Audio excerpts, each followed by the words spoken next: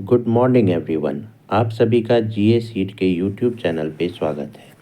कृपया चैनल को सब्सक्राइब करके बेल आइकन दबा लें ताकि आने वाली वीडियोस की जानकारी आपको मिलती रहे और साथ साथ वीडियो अगर अच्छी लगे तो लाइक करना ना भूलें।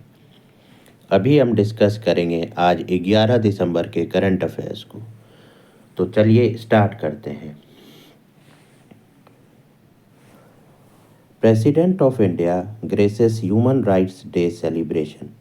राष्ट्रपति श्रीमती द्रौपदी मुर्मू राष्ट्रीय मानवाधिकार आयोग द्वारा आयोजित मानवाधिकार दिवस समारोह में शामिल हुई। The president of India Shrimati Droupadi Murmu graced and addressed the Human Rights Day celebration organized by National Human Rights Commission in New Delhi today. National human right day कब मनाया जाता है? 10 तारीख को। President said on the human rights day we should renew our collective commitment to the values of justice, equality and dignity that define our nation. राष्ट्रपति ने कहा, मानवाधिकार दिवस पर हमें न्याय, समानता और गरिमा के मूल्यों के प्रति सामूहिक प्रतिबद्धता दोहरानी चाहिए जो हमारे राष्ट्र को परिभाषित करते हैं। PM lauds the enthusiasm shown by senior citizens for the Ayushman व्यय वंदन कार्ड। प्रधानमंत्री ने आयुष्मान व्यय वंदना कार्ड के लिए वरिष्ठ नागरिकों द्वारा दिखाए गए उत्साह की सराहना की।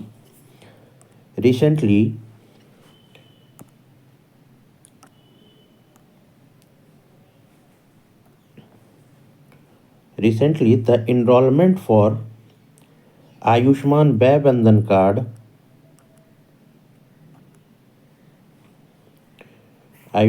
वंदन card reached 25 lakhs।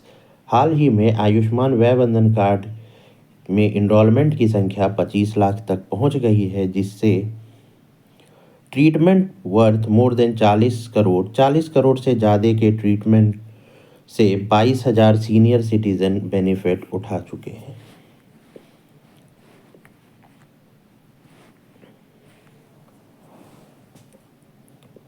PM to release the compendium of complete works of great Tamil poet and freedom fighter Subramanya Bharati on 11th December 2024। प्रधानमंत्री 11 दिसंबर 2024 को महान तमिल कवि और स्वतंत्रता सेनानी सुब्रमण्यम भारती के संपूर्ण कार्यों का संग्रह जारी करेंगे। प्रधानमंत्री Shri Narendra Modi will release the compendium of complete works of great Tamil poet and freedom fighter Subramanyam Bharati on 11th December at 7 Lok Kalyan Marg, New Delhi. Subramanyam Bharati's writings instilled patriotism in people, brought the essence of Indian culture and spiritual heritage of the country.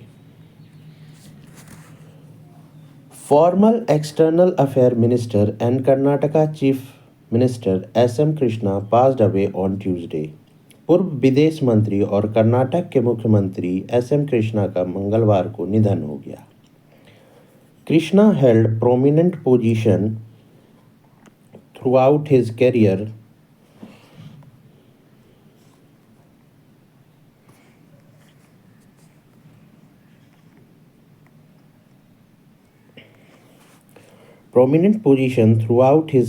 as External Affairs Minister, Maharashtra Governor, Chief Minister of Karnataka, Speaker of Karnataka Legislative Assembly and Minister in Karnataka Government। S.M. Krishna ने बहुत सारे महत्वपूर्ण पदों पर कार्य किया है, जिसमें एक्सटर्नल अफेयर मिनिस्टर, महाराष्ट्र के गवर्नर, कर्नाटक के चीफ मिनिस्टर, कर्नाटक लेजिस्लेटिव के स्पीकर और कर्नाटक गवर्नमेंट में मिनिस्टर का पद है। National Ayush mission co-location of Ayush facilities enabling the choice to the patient for different systems of medicine under a single window। different system of medicines under a single window। राष्ट्रीय Ayush mission Ayush सुविधाओं की सह स्थापना अब मरीजों को एक ही स्थान पर चिकित्सा प्रणालियों के विकल्प चुनने में सुविधा हुई। The Government of India has adopted a strategy of co-location of Ayush primary health centers, community health centers, or district hospitals, thus enabling the choice to the patient for different system of medicine under a single window. Ayush में primary health centre, community health centre और district hospital में आयुष सुविधाओं के सह स्थान की रणनीति अपनाई है, जिससे मरीजों को एक ही खिड़की के नीचे विभिन्न चिकित्सा प्रणालियों के विकल्प चुनने की मदद मिलेगी। आइए कुछ जानते हैं नेशनल आयुष मिशन के बारे में। National Ayush mission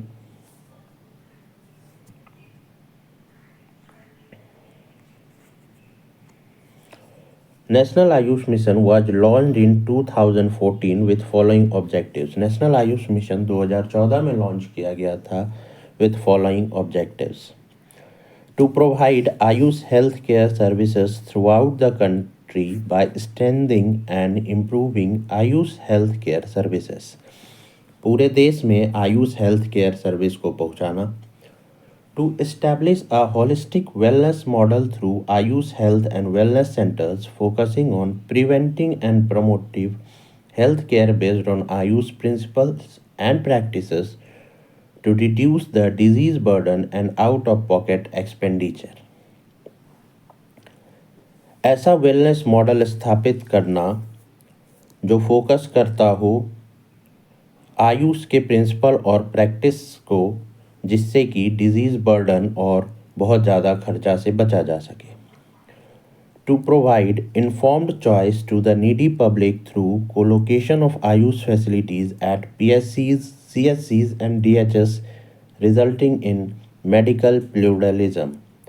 Ayush facility को PSC, CSC और DHS पे पहुंचाने का काम करना। To emphasize the role of Ayush in public health as per NHP 2017. To enhance and strengthen the infrastructure of Ayush educational institution. Ayush educational institution को के इंफ्रास्ट्रक्चर को मजबूत और समृद्ध बनाना।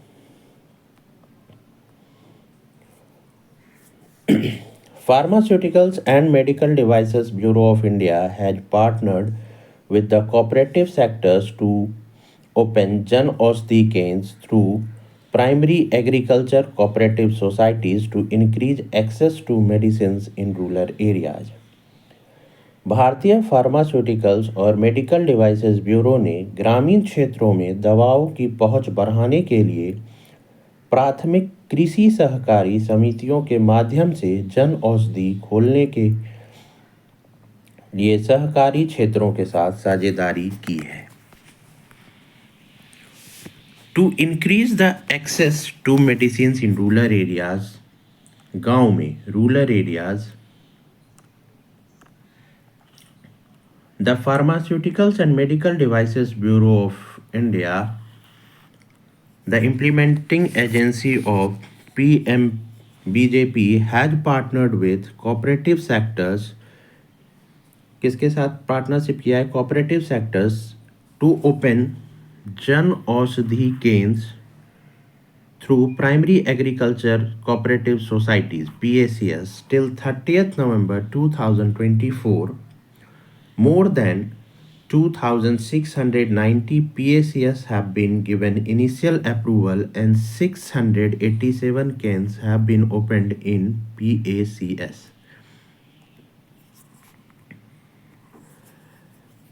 Six new urea units with a production capacity of 12.7 lakh metric ton each have been set up under new investment policy to facilitate fresh investment in the urea sector. Urea क्षेत्र में निवेश की सुविधाओं के लिए नई निवेश नीति के तहत 12.7 लाख मेट्रिक टन की उत्पादन क्षमता वाली 6 नई यूरिया इकाइयों स्थापना की गई। under new investment policy to facilitate fresh investment in urea sector and to make India self-sufficient, 6 new urea units have been set up with a production capacity of 12.7 lakh metric ton each. Raksha Mantri and his Russian counterpart co-chaired 21st session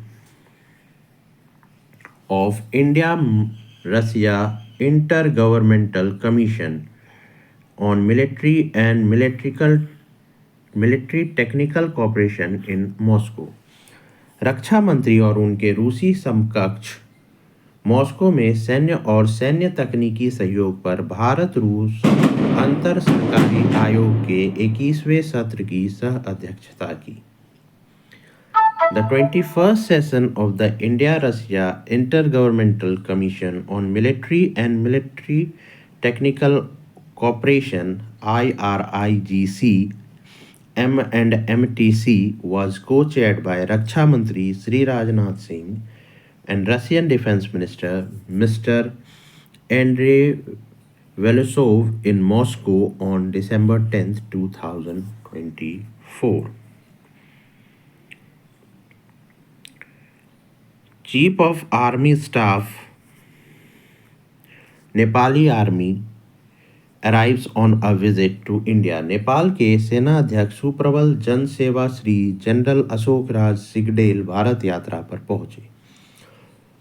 सुप्रबल Jan Sewa Shri general Ashok Raj Sigdel, chief of army staff of Nepali army, commenced official visit to India, marking a key step in further strengthening the defense relation between Nepal and India. ये visit कब से कब तक है? 11 से 14 दिसंबर 2024 और M है इसका इन्हांस करना bilateral military cooperation and explore new avenues for defence collaboration. Union जल शक्ति minister C.R. Patil chaired the 13th meeting of Empowered Task Force on Ganga Conservation. केंद्रीय जल शक्ति मंत्री C.R. पाटिल ने गंगा संरक्षण पर ETF की 13वीं बैठक की अध्यक्षता की. इस मीटिंग के इम्पोर्टेंट पॉइंट्स कुछ इस प्रकार हैं. 1428 gharials and 1899 turtles have been reintroduced in Ganga and its tributaries, leading to an improvement in water qualities. Ganga और उसकी ट्रिब्यूटरीज में 1428 घड़ियाल और 1899 टर्टल छोड़े गए हैं. Wetland surveys were conducted in 27 districts of Uttar Pradesh. Wetland survey Uttar Pradesh के 27 जिलों में and management plans for 387 wetlands in Bihar were developed. और बिहार के 387 वेटलैंड्स के लिए मैनेजमेंट प्लान को बनाया गया है. A monetary framework developed for Jharkhand Udhwa lake bird sanctuary and urban wetland. Jharkhand के Udhwa lake bird sanctuary and urban wetland के लिए मॉनिटरिंग फ्रेमवर्क डेवलप किया गया है. Under the Namami Gange programme a target has been set to undertake afforestation करना है 1,34,104 hectare of land to strengthen the ecology of Ganga basin. Union minister doctor Jitendra Singh addresses 16th Annual Convention of Central Information Commission. केंद्रीय मंत्री doctor Jitendra Singh ने केंद्रीय सूचना आयोग के 16वें वार्षिक सम्मेलन को संबोधित किया. The 16th Annual Convention of the Central Information Commission was inaugurated at Bharat Mandapam by Union Minister Dr. Jitendra Singh. The theme of the convention of the Central Information of Commission was contribution of RTI in journey towards Viksit Bharat. इसका theme था contribution of RTI in journey towards विकसित Bharat. The Ministry of Environment, Forest and Climate Change facilitates landmark agreement to advance circular economy and waste management. पर्यावरण, one और जलवायु परिवर्तन मंत्रालय परिपत्र अर्थव्यवस्था और अपशिष्ट प्रबंधन को आगे बढ़ाने के लिए ऐतिहासिक समझौता किया। The Ministry of Environment, Forest and Climate Change has facilitated the signing of a significant memorandum of understanding between the Government of Telangana and the Council of Scientific and Industrial Research, New Delhi, alongside agreement between CSIR and leading recyclers. The MOU between the Government of Telangana and CSIR aims to develop a skilled workforce in recycling and waste management sector.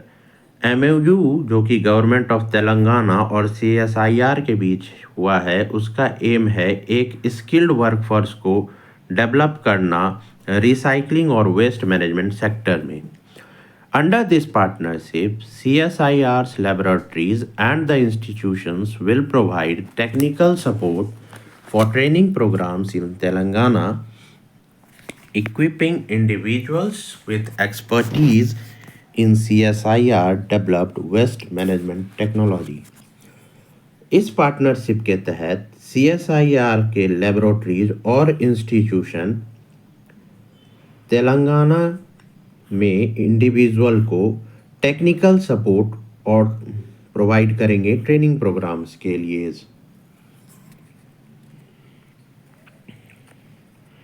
CCI approves acquisition of Covestro AG by Abu Dhabi National Oil Company। CCI ने Abu Dhabi national oil company द्वारा कोवेस्ट्रो एजी के अधिग्रहण को मंजूरी दी है। ADNOC Abu Dhabi National Oil Company is an energy and petrochemicals group operating across the entire hydrocarbon value chain through a network of fully integrated businesses।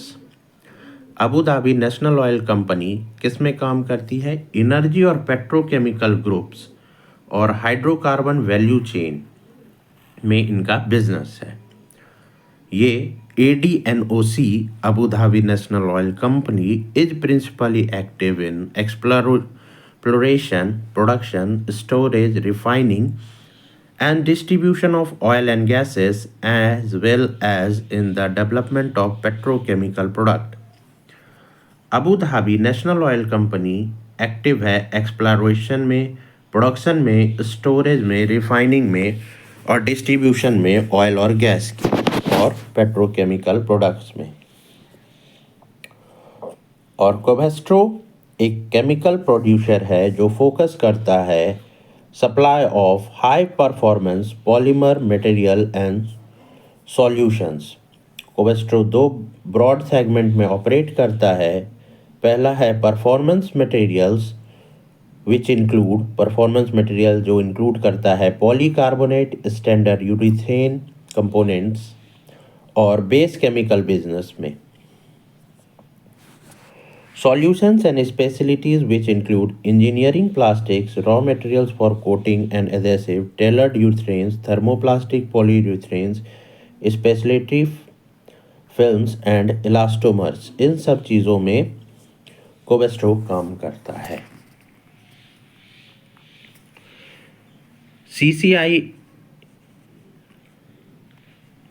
CCI approves the proposed acquisition of ThyssenKrupp Electrical Steel India Private Limited by J Square Electrical Steel Nasik Private Limited। CCI ने J Square Electrical Steel Nashik private limited द्वारा Thyssenkrupp electrical steel India private limited के प्रस्तावित अधिग्रहण को मंजूरी दी। The Competition Commission of India approved the proposed acquisition of ThyssenKrupp Electrical Steel India Private Limited by J Square Electrical Steel Nasik Private Limited. J Square क्या है? A newly incorporated company is a wholly owned subsidiary of JSW JFE Electrical Steel Private Limited. J2ES Incorporated in 2023 is a 50-50 joint venture between JSW Steel Limited and JFE Steel Corporation. Competition Commission of India ने proposed acquisition of ThyssenKrupp Electrical का J Square Electrical में मंजूर कर लिया है। J square एक नई बनाई हुई कंपनी है जो कि JSW की सब्सिडरी है और इसमें JFE electrical steel private limited और JSW स्टील लिमिटेड और JFE स्टील कॉरपोरेशन का 50-50 जॉइंट वेंचर है। Thank you.